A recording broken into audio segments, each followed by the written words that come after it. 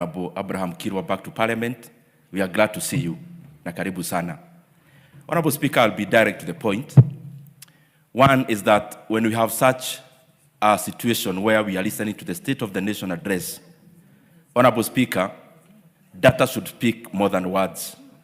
Honorable Speaker, I say so because when you want to invest in a company, for example, you want to invest in a bank, you look at their financial statements, knowing that the Nairobi Securities Exchange and regulators like CMA and the Central Bank of Kenya have done their bit.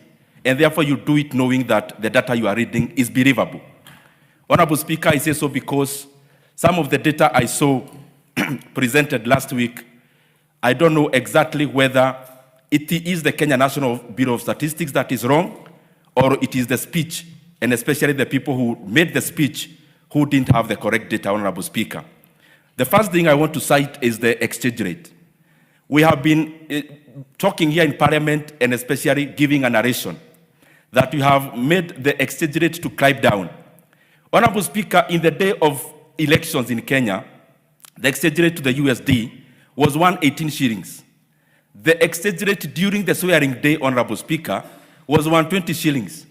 The exchange rate reached 159 actually in 2023 when we were still around, Honorable Speaker.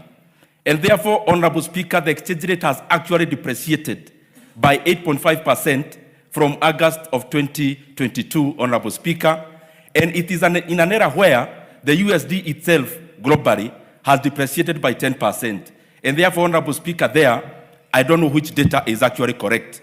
The other issue, Honorable Speaker, is the performance of the Nairobi Securities Exchange. The truth of the matter, and Honorable Speaker, it is usually said that when you have a lion, you just need to unleash it. You don't need to defend it. It defends itself. And that is how facts are, Honorable Speaker. You release them, they defend themselves. The Nairobi Securities Exchange, just like all the other stock exchanges in the world, they are not measured by market capitalization. They are measured by indices. And there are two indices in the NSE, Honorable Speaker. One is called the Nairobi Security or Share Index.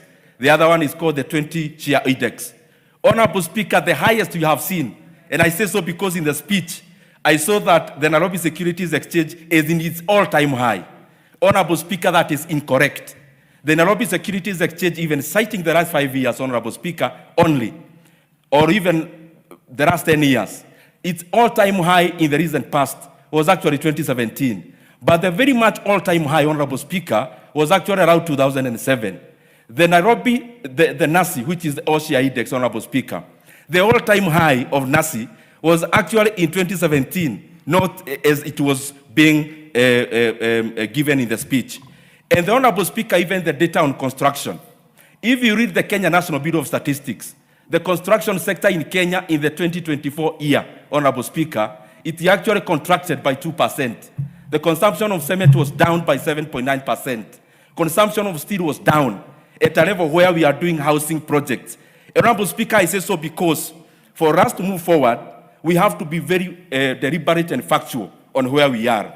And that is why after all is said and done, data always speaks for itself. Because if you compare, Honorable Speaker, Kenya, compare the last 3 regimes for the first 3 years, the regime of President Mwai Kibaki, the regime of President Uhuru Kenyatta, and the current. The first 3 years, President Uhuru Kenyatta took the GDP of Kenya when it was $19 billion. In the first 3 years, it was $26 billion. It was up by over, I think, let me actually quote correctly, Honorable Speaker, it was up 36%. The first 3 years of President Uhuru Kenyatta, it was 21% growth in the GDP. The current situation, Honorable Speaker, the first 3 years, the economy has only grew by around 14%. If you grade using NEC, you times by 2, Kibaki gets 72%, President Uhuru Kenyatta gets 42%, President Kibaki gets 72%, Uhuru Kenyatta 42%, the current one is at 29%. You can use NEC to grade, Honorable Speaker. Honorable Speaker, the other issue I want to cite is even the regional dominance of Kenya. In the year 2024, Honorable Speaker, Kenya was actually last in terms of growth in the region.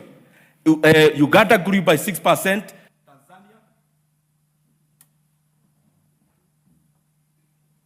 Can I purify for 1 minute? Yes, you can.